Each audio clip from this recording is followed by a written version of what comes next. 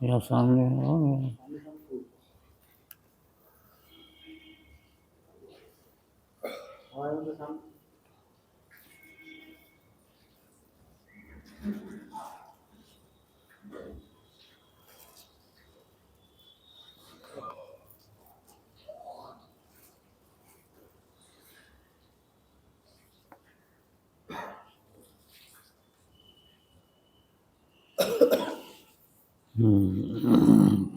اعوذ باللہ من الشیطان الرجیم بسم اللہ الرحمن الرحیم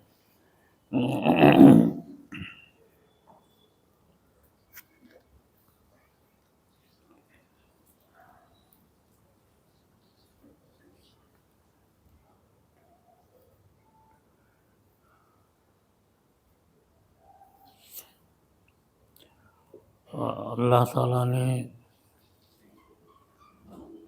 عام انسانوں کے واسطے دین اسلام یہ متعین کر دیا۔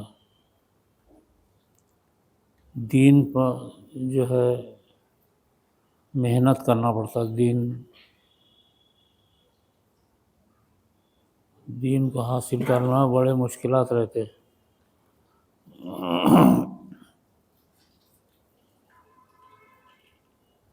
برسوں پہلے دین کو حاصل کرنے کے لیے پڑھنا پڑتا۔ اسلام جو مذہب ہے برسوں حاصل کرنے کے لیے برسوں پڑھنا پڑتا، برسوں محنت کرنا پڑتا جب دین آتا ہے۔ دین کا حاصل کرنا اگرچہ کہ زندگیاں اس میں لگ جاتی ہیں، لیکن پھر بھی دین پورا حاصل نہیں ہوتا۔ دین کا علم، دین پوری زندگی اگر دین کو دے دیے تو کچھ حصہ دین کا مل جاتا ہے۔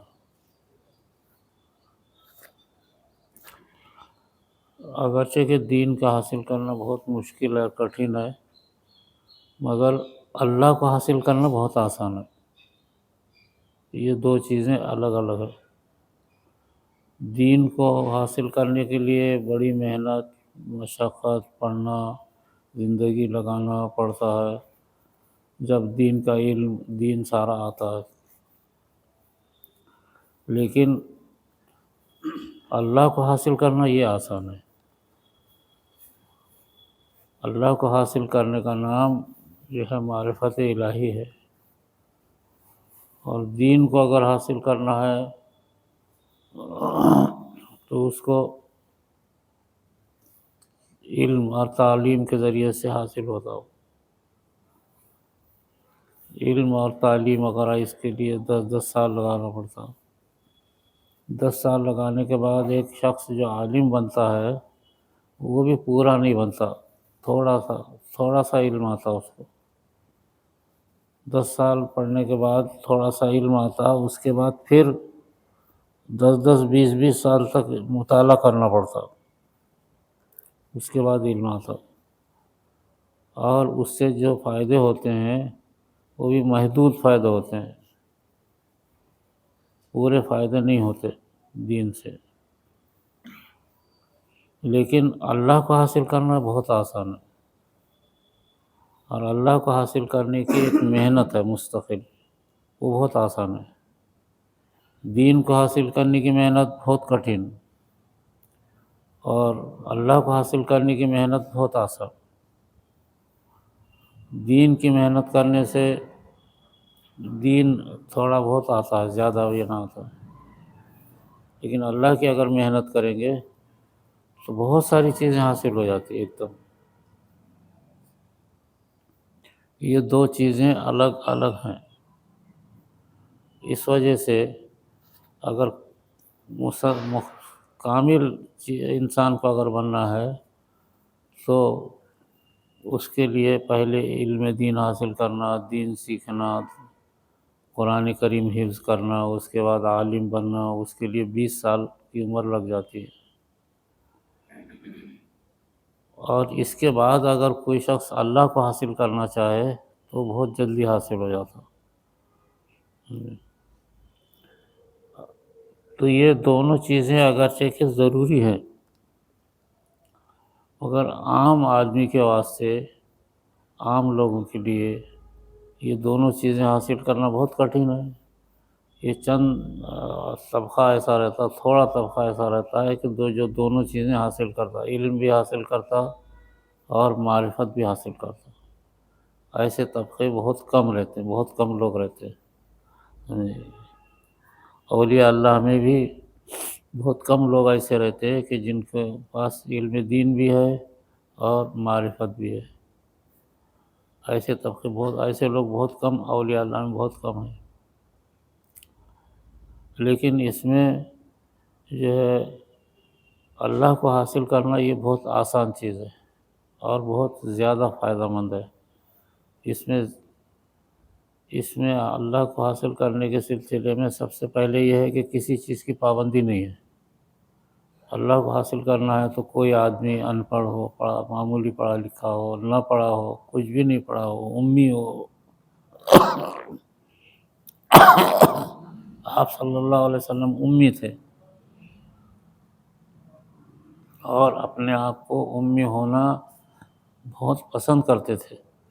اس وجہ سے اپنے نام کے ساتھ محمد امی، آپ اپنے نام کے آگے امی لکھنا بہت پسند کرتے تھے اور اس کو آپ خوش قسمتی سمجھتے تھے۔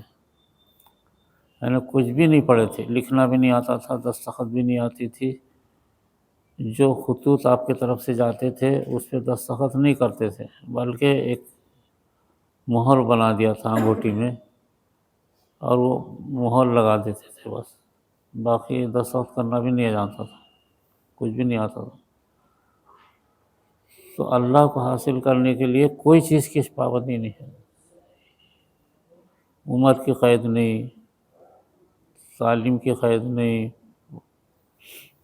اسی طریقے سے خاندان کی قید نہیں، حکومت کی قید نہیں، کوئی چیز نہیں، اور اس کے لیے کوئی وقت بھی متعین نہیں ہے۔ اللہ کو حاصل کرنے کے لیے، دین کو حاصل کرنے کے لیے وقت لگتا، 20 سال لگتے علم دین حاصل کرنے، لیکن اللہ کو حاصل کرنے کے لیے کوئی مدت نہیں، چند دنوں میں بھی حاصل ہو جاتے اللہ کی ذات۔ اکثر امت کے اندر اکثریت جو ہے اولیاء اللہ کی امی ہیں، یعنی بالکل پڑھنا لکھنا نہیں جانتے تھے، لیکن انہوں نے محنت کر کے اللہ کو حاصل کر لیا۔ اللہ جب حاصل ہو جاتا ہے تو ساری چیزیں انسان کو مل جاتی، اگرچہ کہ وہ اس کو بول نہیں سکتا، بتا نہیں سکتا۔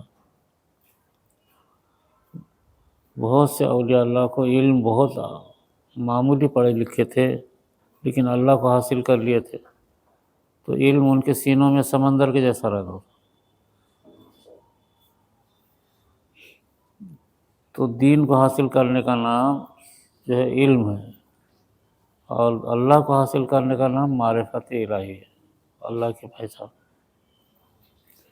یعنی اللہ کو حاصل کرنے کا ایک شارٹ کٹ راستہ بولتے ہیں آج کل، قریب کا راستہ، جس سے آسانی سے انسان کو دین حاصل ہو جائے، معرفت حاصل ہو جائے، بہت قریبی راستہ ہے، لیکن اس کو بھی شریعت کا پابند رہنا پڑتا۔ دین حاصل ہو جاتا، اللہ حاصل ہو جاتے ہیں، لیکن اللہ کو حاصل کرنے والوں کو ضروری ہے کہ وہ شریعت کے، دین کے ایک لمحہ بھی خلاف ورزی نہیں کرنا، دین کی خلاف ورزی نہیں کر سکتے، لیکن زندگی کا جو مقصد ہے وہ حاصل ہو جاتا۔ امت کو چلانے کی خاطر آپ صلی اللہ علیہ وسلم نے صحابہ کرام کو جو ہے اس قدر محنت کروایا اللہ کی ذات کی، کہ صحابہ کو علم بھی آ گیا اور معرفت بھی حاصل ہو گئی۔ یہ صرف صحابہ کی کیفیت تھی، علم دین کے بھی ماہر تھے وہ اور معرفت الہی کے بھی، دونوں چیزیں ان کو حاصل تھی۔ یہ حضور صلی اللہ علیہ وسلم کی برکت تھی۔ لیکن اس کے بعد کے زمانے میں دونوں چیزیں الگ الگ ہو گئی، اللہ کی معرفت کی محنت الگ ہو گئی اور دین و شریعت کی محنت الگ ہو گئی۔ لیکن یہ بات ضرور لازمی ہے کہ کوئی کتنا بھی بڑا ولی کامل بن جائے، کتنا ہی بڑا مقام معرفت کا حاصل کر لے، اس کے لیے ضروری ہے کہ وہ شریعت کی پابندی کرے، حضور صلی اللہ علیہ وسلم کے سنتوں کی پابندی کرے، اس سے ہٹ نہیں سکتا۔ تو اللہ تعالیٰ نے دنیا کا نظام چلانے کے سلسلے میں جو ہے، جیسے حکومت کا نظام چلانے کے لیے اللہ تعالیٰ آفیسر پیدا کرتے،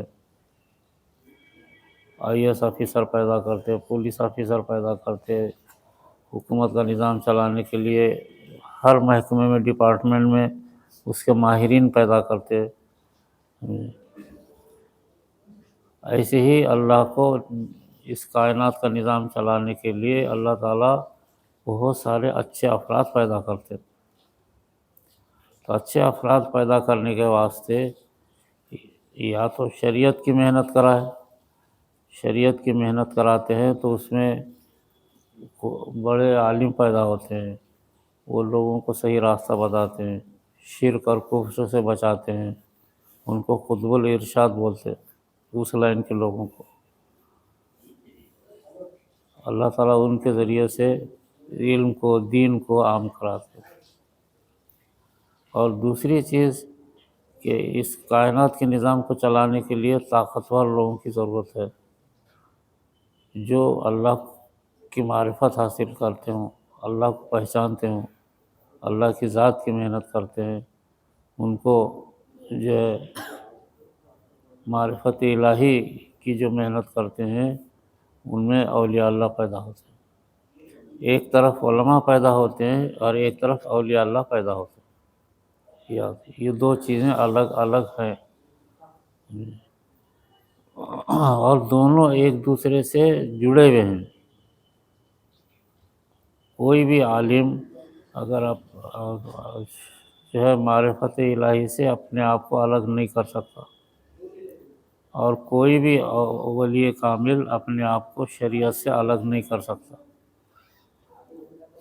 شریعت اور معرفت الہی یہ دونوں کے دونوں ایک ہی ہیں، کام الگ الگ ہے دونوں کا۔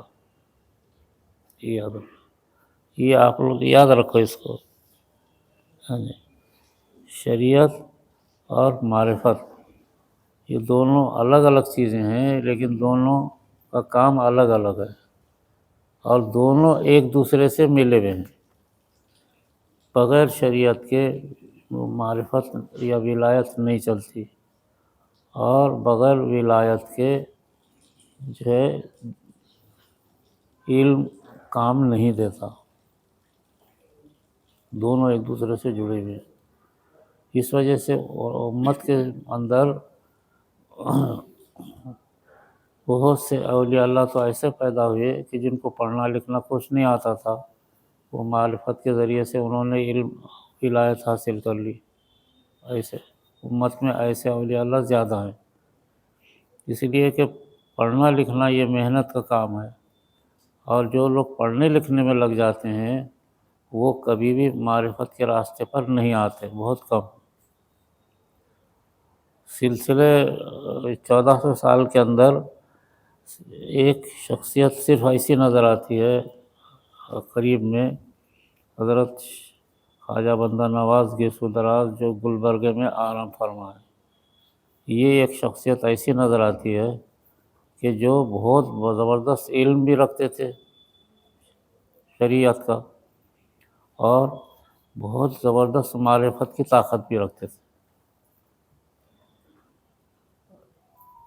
سلسلے 1400 سال کے سلسلے میں یہ ایک بزرگ ایسے نظر آئے کہ جن کے پاس شریعت کا بھی پورا علم تھا، اور اسی طریقے سے اللہ کی ذات کا، معرفت کا بھی پورا علم تھا، پوری طاقت حاصل تھی۔ اس کے لیے انہوں نے 110 سال زندگی کی عمر پائی۔ 110 سال، 110 سال کی عمر میں دونوں چیزیں حاصل کی، اور دونوں چیزیں حاصل کرنے کے بعد دنیا کے اندر سب سے زیادہ ایمان اور دین پھیلایا انہوں نے، اور اتنا مضبوط کام کیا کہ حضرت کے سلسلے میں آج بھی جو ہے دونوں چیزیں برابر برابر چلتی رہتی، ورنہ آج کے زمانے میں ایسا ہو گیا کہ علماء ایک طرف الگ ہو گئے اور انہوں نے معرفت چھوڑ دی، ولایت کا نام نہیں لیتے، وہ ایسے ہو گئے۔ اور اولیاء اللہ اور آج کل اولیاء اللہ کا معاملہ ایسا ہو گیا درگاہوں کا کہ انہوں نے شریعت چھوڑ دی، اپنے مرضی سے جو بھی جی میں آیا وہ کرنا شروع کر دیے، قوالیاں کرنا شروع کر دیے، ناچ گانے شروع کر دیے، بہت ساری چیزیں الگ الگ کر دیے۔ لیکن چند اولیاء اللہ ایسے پیدا ہوئے ہیں دنیا کے اندر کہ ان کے پاس دونوں چیزیں ہیں، شریعت بھی ہے اور معرفت بھی ہے۔ ہمارے اکابر دیوبند دنیا کے اندر ایسے پیدا ہوئے کہ جو دونوں چیزیں رکھتے ہیں، ایک طرف علم بھی رکھتے ہیں اور شریعت کی پابندی، سنتوں کی پابندی، اور دوسری طرف معرفت کی طاقت بھی رکھتے ہیں۔ یہ حضرت خواجہ بندہ نواز کے ستراج جو گلبرگے میں آرام فرما ہے، یہ ان کا ہی سلسلہ ہے۔ اگرچہ کہ دونوں طبقے الگ الگ ہو گئے، لیکن دونوں کو ایک ساتھ لے کے چلنا یہ بہت کٹھن کام ہے۔ تو گزشتہ 200 سال کے اندر 200 سال میں ایسے اکابر علماء پیدا ہوئے، حضرت شاہ ولی اللہ، اور اسی طریقے سے حضرت حاجی امداد اللہ صاحب مہاجر مکی۔ حضرت شاہ ولی اللہ صاحب کا علم دنیا کے اندر سب سے بڑا علم تھا، ہمارا سلسلہ علم کا انہی پہ جاتا ہے، اور معرفت کا سلسلہ حضرت حاجی امداد اللہ صاحب مہاجر مکی پہ جاتا ہے۔ تو حضرت حاجی صاحب کوئی عالم نہیں تھے، لیکن معرفت کے بہت اونچے مقام پر تھے، اور وہ شریعت کے پابند تھے۔ شریعت سے ہٹ کر کے حضرت حاجی صاحب کے پاس کوئی کام، دونوں کا ملا کر کے شاہ ولی اللہ صاحب اور حضرت حاجی امداد اللہ صاحب دونوں کے سلسلے ملا کر ہمارے اکابر دیوبند دنیا میں پیدا ہوئے۔ اس وجہ سے اکابر دیوبند کے پاس شریعت پر عمل کرنا بھی لازمی، اور اسی طریقے سے ذکر اذکار، معرفت الہی، یہ بھی لازمی۔ حضرت شیخ زکریہ رحمۃ اللہ علیہ اس کڑی کے سب سے آخری ولی اور بزرگ گزرے، حضرت شیخ زکریہ۔ علم کے اندر اتنا بڑا مقام ہے ان کا، حدیث پر جو انہوں نے کام کیا ہے، آج عرب کے بڑے بڑے عرب کے دنیا کے سارے علماء حیرت میں ہیں کہ یہ ایک دیہات میں، گاؤں میں رہ کر کے اتنا بڑا عالم کیسے پیدا ہوا، حضرت شیخ زکریہ۔ آخر میں وہ ہجرت کر کے مدینہ منورہ گئے اور وہیں انتقال ہوا حضرت حاجی میں۔ اس قدر علم ان کا تھا شریعت کا، لیکن معرفت کا یہ حال تھا کہ آخر زمانے تک بہت ضعیف ہو گئے تھے، تو کھڑے رہنے نہیں آتا تھا، ان کو پکڑ کے جب نماز کے لیے کھڑے کر دیتے، نماز شروع ہو گئی، امام نے تکبیر بول دی، تو حضرت کہتے تھے کہ مجھے کھڑے کر دو، کھڑے کر دیتے، پکڑ کے کھڑے رہنے کے بعد پھر جو ان کی نماز شروع ہوتی تو تراویح کی 20 رکعت کھڑے رہ کے پڑھتے تھے۔ یہ معرفت ہے ان کی، یعنی روحانی طاقت۔ علم اتنا بڑا تھا کہ ساری دنیا، آج عرب کے لوگ حیرت میں ہیں کہ حضرت شیخ زکریہ نے جو کتابیں لکھی ہیں، وہ آج تک عرب کے لوگ حیرت میں ہیں، اتنی کتابیں کیسے لکھی۔ مسلم کی شرح لکھی ہے، ابو داؤد کی شرح لکھی، کئی بڑی بڑی حدیث کی کتابوں کی شرح لکھی، تفسیر لکھی، اور دوسری طرف شریعت کا یہ عالم تھا، شریعت کا علم تو اتنا تھا، دوسری طرف معرفت کا یہ حال تھا کہ کھڑے رہنے نہیں آتا تھا، لیکن ایک مرتبہ کھڑے کر دیے ان کو پکڑ کے اور امام کے پیچھے کھڑے ہو گئے تو پھر پورے 20 رکعت کھڑے رہ کے پڑھتے تھے، رکوع بھی کرتے تھے، سجدہ بھی کرتے تھے، پھر بڑے رہے۔ یہ اتنی روحانی طاقت۔ تو شریعت اور اسی طریقے سے معرفت، یہ دونوں کو لے کر کے چلنا، یہ اپنا طریقہ ہے۔ اپنے پاس جو ہے دونوں چیزیں ہیں، ورنہ آج کل کے زمانے میں معرفت کے نام پہ درگاہوں میں جو اولیاء اللہ ہے مدفون ہیں، وہاں پر جو ہے شریعت تو رہی نہیں، سارے غلط کام ہوتے ہیں۔ بزرگوں کے مزارات پہ سجدے کرنا، اسی طریقے سے غلط کام کرنا، منتیں مانگنا، ان سے ہی مانگنا، ہزاروں عورتیں پڑی ہوئی رہتی درگاہوں پہ۔ تو یہ شریعت پہ عمل نہیں ہے ان کا آج کل درگاہوں پہ، شریعت رہی نہیں وہاں پہ۔ حالانکہ وہ بزرگان دین نے شریعت پر اور اسی طریقے سے معرفت پہ دونوں پہ محنت کر کے انہوں نے مقام بنایا تھا، لیکن ان کے درگاہوں پہ شریعت نہیں رہی، سارے گمراہی کے کام ہو گئے۔ اور اسی طریقے سے آج کل کے زمانے میں شریعت پر چلنے والے جو جماعتیں ہیں، جتنی بھی جماعتیں ہیں شریعت پر چلنے والے، اس میں کوئی شک نہیں، نماز پابندی کر رہے، اذانوں کی پابندی کر رہے، حلال و حرام دیکھ رہے، سب کچھ کر رہے، لیکن معرفت کی طرف نہیں آ رہے، ذکر اللہ کی طرف نہیں آ رہے، اور ذکر اللہ سے دور رہنے کی وجہ سے معرفت حاصل نہیں ہو رہی۔ دونوں آج مسلمانوں میں دو طبقے الگ الگ ہو گئے، یہ نقصان ہو گیا۔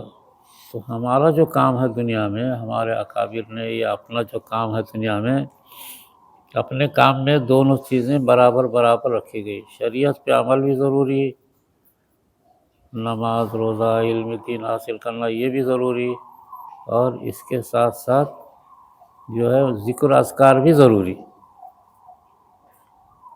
آج کل ہمارے پاس ساری جماعتیں، جتنی بھی بڑی بڑی جماعتیں کام کرتی ہیں، یہ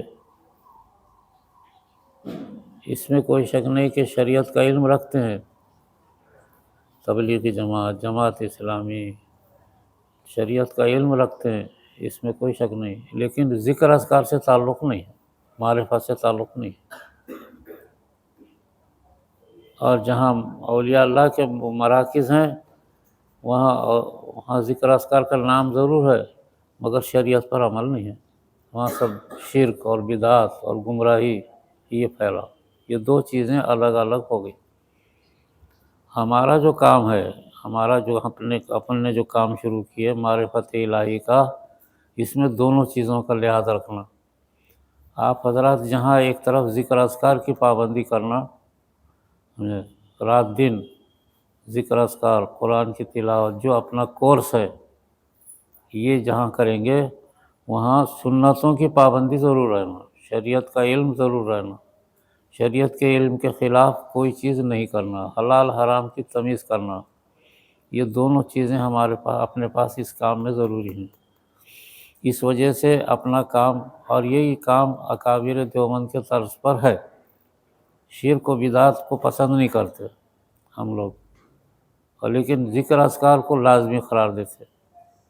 ہمارے پاس ذکر اذکار لازمی ہے، لیکن شرک اور بدعت اور گمراہی اور غلط کام جیسے مزارات پہ چل رہے، اس کو پسند نہیں کرتے۔ تو یہ دو چیزیں اگرچہ کہ الگ الگ ہیں، مگر دونوں پر عمل ضروری ہے۔ اور آج کل ساری گمراہی یہ ہو گئی کہ مسلمانوں میں جو طبقہ علم پر آیا، سنتوں پر آیا، نمازوں پر پابندی پر، مگر ان کے پاس معرفت ذکر اذکار کرنا، راتوں میں رونا، روحانیت پیدا کرنا یہ نہیں رہا، یہ الگ الگ ہو گئے دونوں طبقے۔ یہ یاد رکھو کہ اپنے پاس جو ہے دونوں طبقوں میں دونوں چیزوں کا لحاظ رکھنا ہے۔ ایسا نہ ہو کہ آپ رات بھر ذکر اذکار کریں، الا اللہ کی ضرب لگائے اور صبح فجر کی نماز نہ پڑھیں، یہ نہیں ہونا۔ رات بھر ذکر کرو ضرور، لیکن صبح میں شریعت پر عمل، فجر کی نماز پڑھنا ضروری ہے۔ اس کو شریعت بولتے ہیں۔ تو لوگوں نے آج کل جاہل لوگوں نے شریعت اور معرفت کو الگ الگ کر دیا ہے، حالانکہ سب جھوٹ ہے۔ شریعت پر عمل ضروری ہے اور معرفت پر محنت کرنا بھی ضروری ہے۔ عام طور سے علم ہمارے پاس بہت آیا، علماء بہت آئے، علماء اور اہل علم کی جماعتیں بھی بہت ساری چل پڑی، عمل بھی کر رہے، نماز کی پابندی کر رہے اور ساری چیزیں کر رہے، لیکن معرفت سے اتنے دور ہو گئے کہ ان کو روحانیت کیا چیز ہے معلوم نہیں رہی۔ دونوں چیزوں کو لے کر کے چلنا یہ صحیح راستہ ہے۔ تو سلسلے 1400 سال کے اندر اگرچہ کہ بہت سارے اولیاء اللہ امی تھے، اکثر اولیاء اللہ، چونکہ پڑھے لکھے لوگ اس کام میں نہیں آتے تو اللہ تعالیٰ ان پڑھ لوگوں کو بھی معرفت کا راستہ بتا دیتے، یا معذور لوگ، یا جن کو دنیا میں کوئی پوچھتا نہیں، بعض جن کو کان سنا ہی نہیں دیتا یا بولنے نہیں آتا، ایسے لوگوں کو بھی اللہ نے ولایت دے دیا۔ اس لیے کہ پڑھے لکھے اور سمجھدار لوگ اس طرف نہیں آتے، تو اللہ تعالیٰ کسی سے بھی کام لے لیتے معرفت کا۔ اور شریعت کا کام میں جو لوگ لگ گئے، وہ شریعت پر عمل کر رہے ہو لیکن اس معرفت کی طرف نہیں آ رہے۔ اس وجہ سے معرفت میں اللہ تعالیٰ ایسے لوگوں کو جن دنیا کے اندر معذور ہیں، کوئی حیثیت نہیں، غریب ہیں، فقیر ہیں، بہت سارے فقیروں کو اللہ تعالیٰ ولایت دے دیتے، بہت سارے اندھے لوگوں کو ولایت دے دیے، بہت سارے معذور جن کو دنیا ذلیل سمجھتی ہے، بھیک مانگنے والوں کو لوگ ذلیل سمجھتے ہیں، مگر ان کے اندر ولایت جاری ہے، اولیاء کو ولایت چل رہی ہے، اسی لیے کہ وہ اللہ سے تعلق پیدا کر لیتے۔ جب دنیا میں کسی سے تعلق نہیں رہتا، دنیا کوئی ان کو پوچھتے نہیں، تو انہوں اللہ سے تعلق پیدا کر لیتے، ولایت مل جاتی اور ان کے ذریعے سے اللہ تعالیٰ کام لے لیتے۔ ایسا معاملہ دنیا کے اندر ہو گیا ہے۔ اس وجہ سے ہمیشہ یہ یاد رکھو کہ اپنا جو کام جو دنیا میں چل رہا، دونوں کو ملا کر کے کام چلانا ہے۔ اس وجہ سے ہم اورنگ آباد گئے تھے، اورنگ آباد میں ہم نے علماء کو جمع کیا، علماء کو، ائمہ کو، اور ان کے سامنے 1 گھنٹہ بہت ساری باتیں سے رکھی، تو بہت سارے علماء ذکر اذکار میں لگ گئے۔ اچھا، ذکر اذکار میں لگنے کے بعد ان کا قلب کھل گیا، روشن ہو گیا، تو پھر بہت طاقت سے لگ گئے، اور بہت سارے لوگ جن کو کچھ نہیں آتا، وہ معرفت کی محنت میں لگ گئے اپنے پاس۔ جیسے اپنے پاس ڈاکٹر ہے، انجینئر ہے، لیکچرار ہے، ٹیچر ہے، پروفیسر ہے، یہ شریعت، یہ معرفت کو جانتے نہیں ہیں، لیکن ذکر اذکار میں لگنے کی وجہ سے ان کو بھی جو ہے معرفت کا راستہ مل گیا، ایسا ہوا۔ تو اس سلسلے کے اندر جو ہے تاریخ میں ہم نے اٹھا کے دیکھے کہ کچھ اولیاء اللہ دنیا میں ایسے ہیں صحابہ کے بعد کہ جن کے پاس علم بھی تھا، شریعت بھی تھی اور معرفت کی طاقت بھی تھی۔ سیدنا شیخ عبد القادر جیلانی رحمۃ اللہ علیہ بہت بڑے زبردست عالم تھے، اور سنتوں کے اتنے پابند تھے کہ اگر کسی نے نماز با جماعت چھوڑ دیا تو اس کے بیوی پر طلاق نافذ کر دیتے کہ طلاق ہو گئی، کافر ہو گیا، وہ اتنے سنتوں کے پابند تھے، شریعت پر اتنا عمل کرتے تھے۔ اس کے ساتھ ساتھ معرفت میں اتنا بڑا مقام ہے حضرت سیدنا شیخ عبد القادر جیلانی رحمۃ اللہ علیہ کو کہ آج بھی معرفت کے راستے میں اگر کسی کو کوئی مقام ملتا ہے، قطب کا، غوث کا، ابدال کا، ولایت کا، خلافت کا، تو وہ حضرت شیخ عبد القادر جیلانی رحمۃ اللہ علیہ کے منظوری سے ملتا ہے۔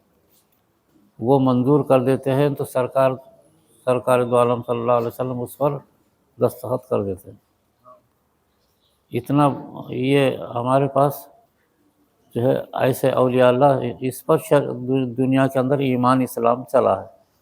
سیدنا شیخ عبد القادر جیلانی رحمۃ اللہ علیہ، اسی طریقے سے حضرت عثمان ہارونی، اور اسی طریقے سے جنید بغدادی، اسی طریقے سے اویس قرنی، یہ بڑے بڑے عالم بھی تھے اور بہت بڑے بڑے روحانی طاقت کے مالک بھی تھے۔ حضرت معین الدین چشتی رحمۃ اللہ علیہ بہت زبردست طاقت رکھتے تھے، اور اس کے ساتھ معرفت بھی رکھتے تھے، علم بھی رکھتے تھے۔ تو اللہ کے پاس سب سے بڑا مقام تو یہی ہے، لیکن دنیا میں ہمیشہ کام چلانے کے لیے اللہ تعالیٰ نے اپنی رحمت کو عام رکھا ہے۔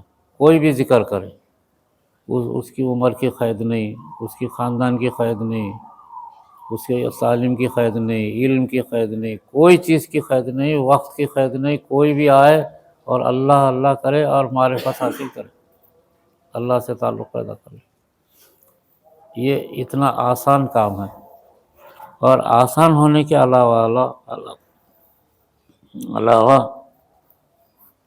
اس کام میں اتنے فائدے ہیں کہ جسے کوئی انتہا نہیں ہے۔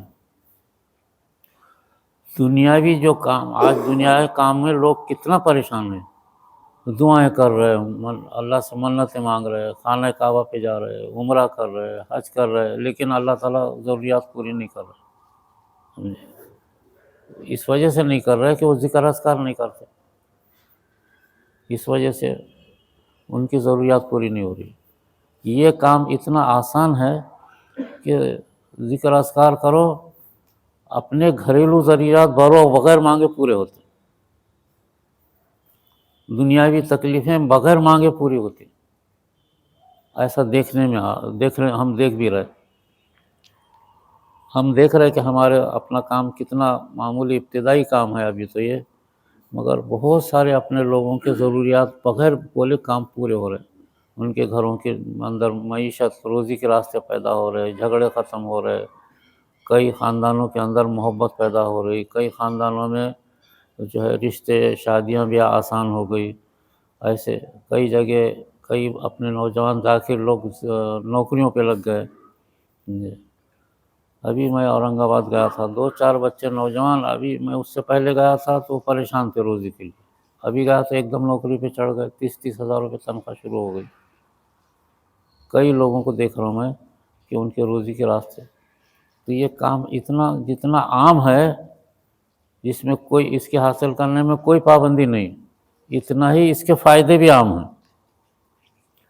دنیاوی ضرورتیں بغیر مانگے پوری ہوتی ہیں۔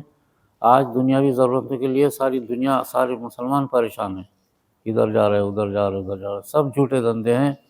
صرف ذکر اذکار اور ناظرہ اور قرآن کو پکڑ لیے، سارے مسائل حل۔ اس کے علاوہ اس کا ایک فائدہ یہ بھی ہے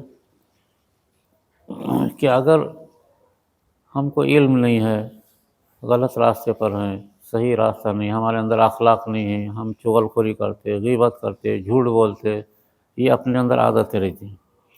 سب معلوم ہے جھوٹ بولنا برا ہے، چغل خوری کرنا گناہ ہے، کسی پہ الزام دینا گناہ، یہ ہم کو سب کو معلوم ہے، لیکن کر رہے پھر بھی۔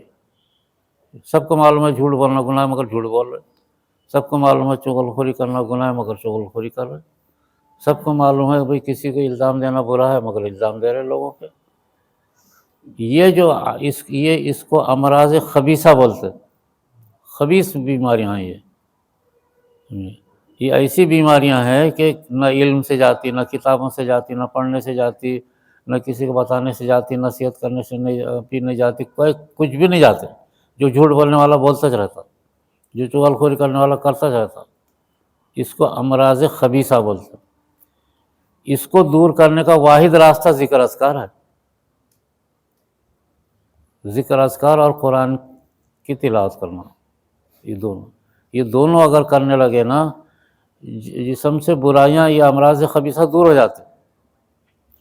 تو ہم نے دیکھا کئی ذاکرین کے فون آتے ہیں، وہ بولتے میں بہت جھوٹ بولتا تھا اور حرام مال کھاتا تھا جھوٹ بول کر کے لوگوں سے پیسے لیتا تھا، لیکن جب سے میں ذکر کر رہا ہوں میرے کو یہ چیزیں بہت دور ہو گئی مجھ سے، بالکل ناپسند ہے، میرے کو نہیں کرتا، میں کبھی جھوٹ نہیں بولتا، کبھی کسی پہ الزام نہیں دے رہا ہوں میں، کسی کی چغل خوری نہیں کر رہا ہوں میں، خود بول رہا ذکر کرنے کے بعد سے۔ تو ذکر اذکار یہ معرفت کا کام ایسا ہے، عام بھی ہے، ہر شخص کر سکتا، کوئی کسی قسم کی پابندی نہیں، کسی مسلک کی پابندی نہیں ہے، یہ مسلک تو الگ الگ ہو گئے، لیکن ہر مسلمان کسی بھی جماعت کا، کسی بھی پارٹی کا، کہیں کا بھی، کسی بھی ملک کا رہنے والا ہو، اللہ اللہ کا ذکر کرے اور فائدہ حاصل کرے، بس یہ ہے اس کا کام کا مقصد۔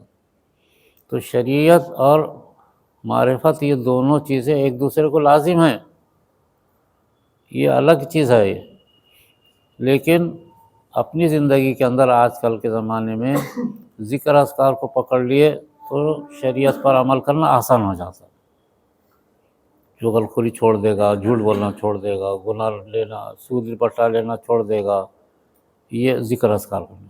علم کتنا بھی سکھاؤ، بولو بتاؤ، ارے بھائی وہ جو ہے سود لینا حرام ہے، لیتا رہتا، جھوٹ بولنا حرام ہے، کرتا رہتا، حرام جھوٹ بولتا رہتا، لیکن اس کو ذکر میں لگا سب چھوڑ دے گا خود بخود۔ یہ فائدہ ہے اس کا، یہ بہت بڑا فائدہ ہے، اور اپنے اندر سے خبیث بیماریاں، خبیث جو ہے عمل ہے یہ نکل جائے گا، امراض خبیثہ بولتے اس کو۔ ایک ہیں اخلاق حسنہ، اخلاق کو حسنہ بولتے ہیں، اخلاق حسنہ یعنی اچھے اخلاق، اچھے طور طریقے، اخلاق جس کو بولتے ہیں، اس کو اخلاق بولیں گے۔ اور یہ جو ہیں چغل خوری، غیبت، جھوٹ بولنا، یہ ہے امراض خبیثہ، اخلاق حسنہ اور امراض خبیثہ۔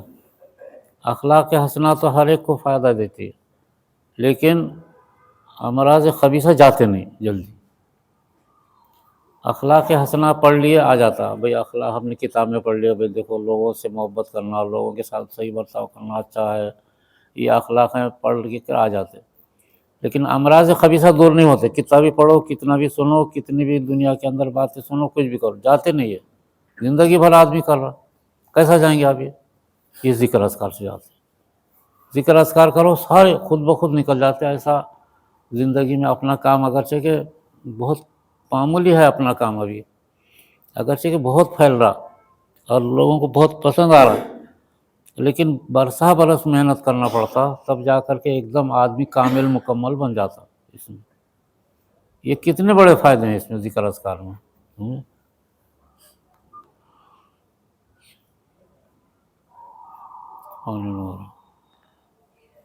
تو یہ جو فائدے ہیں دنیا میں کہیں نظر نہیں آتے، کہیں بھی جاؤ۔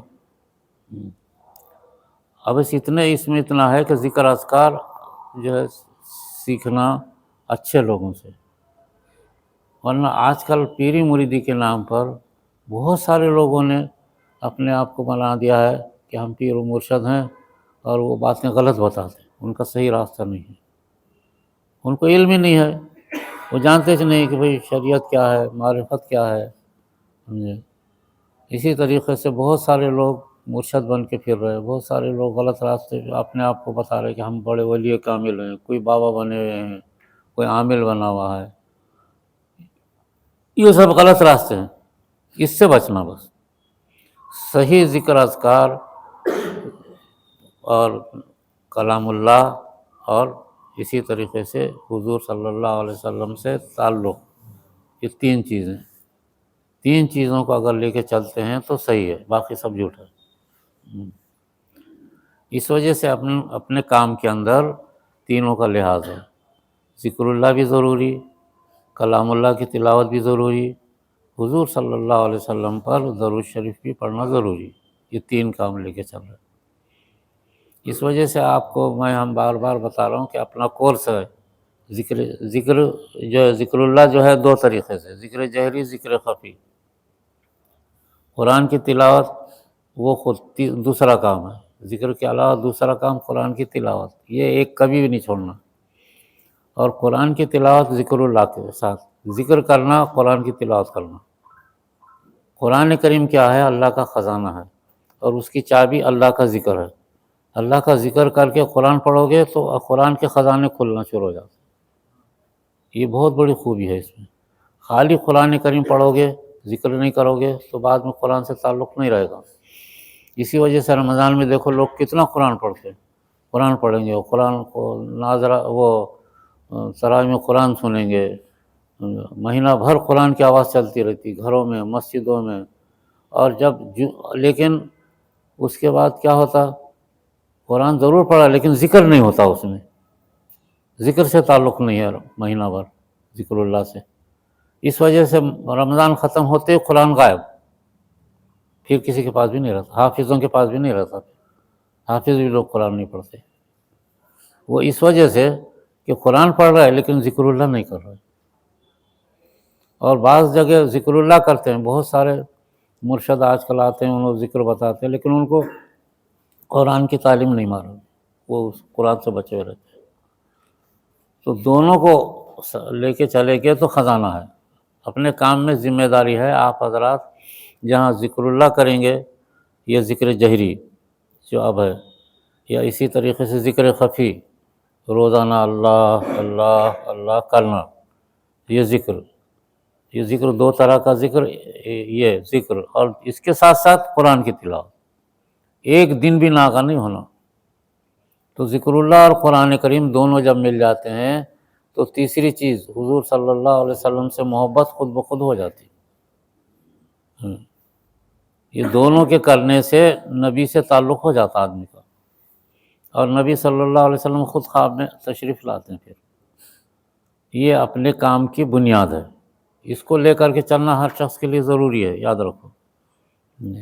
بہت آسان بھی ہے، فائدے بھی سارے دنیا کے بھی ہیں، آخرت کے بھی ہیں، ولایت کے راستے بھی پیدا ہو جاتے ہیں، سب حاصل ہو جاتا ہے یہ دونوں چیزیں لے کے چلنے کی وجہ سے۔ اس دنیا کا سب سے صحیح کام طریقہ یہ ہے، صحابہ کا یہی طریقہ تھا، اور دنیا میں جو اولیاء اللہ بڑے پیدا ہوئے وہ سب دونوں چیزیں لے کے چلتے تھے۔ ان کو سب سے بڑا مرتبہ حضرت سیدنا شیخ عبد القادر جیلانی، حضرت معین الدین چشتی، ان دونوں بزرگوں کو جو بڑا مرتبہ ملا اسی وجہ سے، یہ بہت زبردست عالم بھی تھے اور شریعت پر عمل بھی سختی سے کرتے تھے، معرفت بھی بہت حاصل تھا، یہ دونوں چیزیں حاصل تھیں۔ یہ میں باتیں آپ کو بتایا، میری طبیعت چاہے کہ دونوں باتیں آپ کو بتائیں، اس وجہ سے میں نے دونوں باتیں بتایا آپ کو۔ اس کا ہمیشہ دھیان رکھو، بس روزانہ ذکر جہری تو ہمیشہ کرنا سب مل کر کے، لیکن ذکر خفی ذکر خفی اللہ اللہ اللہ دن میں بولتے رہنا، اور قرآن پڑھتے رہنا، بس دو چیزیں کرو گے تو سنتوں کی اتباع بھی آئے گی، سب کچھ آئے گا، علم آئے گا، ظاہری باطنی بیماریاں چلی جائے گی، سب کچھ۔ سمجھ رہے نا کہ نہیں سمجھے؟ میں بار بار آپ کو سمجھا رہا ہوں، سمجھ کے چلو، ایسا جو ہے دماغ بند رکھ کر کے چلنے سے نہیں چلتا کام۔ یہ اس کو معرفت الہی بولتے ہیں، اپنا کام ایسا ہے۔ ٹھیک ہے، اب ذکر جہری ہوں گا، ذکر جہری پہ چلو، کوئی آؤ ذکر کرو، پرانے لوگوں میں سے ذکر کرو۔ یہ ذکر جہری بہت بڑی طاقت ہے، اور اسی سے ساری چیزیں پیدا ہو جاتی ہیں۔ بغیر ذکر جہری کے کوئی معرفت کا راستہ نہیں کھلتا۔ امت مسلمہ کو اس سے طاقت ملتی، پوری دنیا کے مسلمانوں کو، ذکر جہری کرنے سے، چاہے کرنے والے تھوڑے ہوں، لیکن ذکر جہری اگر کرنے والے تھوڑے بھی اگر رہے تو پوری امت کو فائدہ ہوتا ہے اس سے۔ ذکر جہری کرنا، شب بیداری کرنا، اس سے ساری امت مسلمہ کو فائدہ ہوتا ہے اس سے۔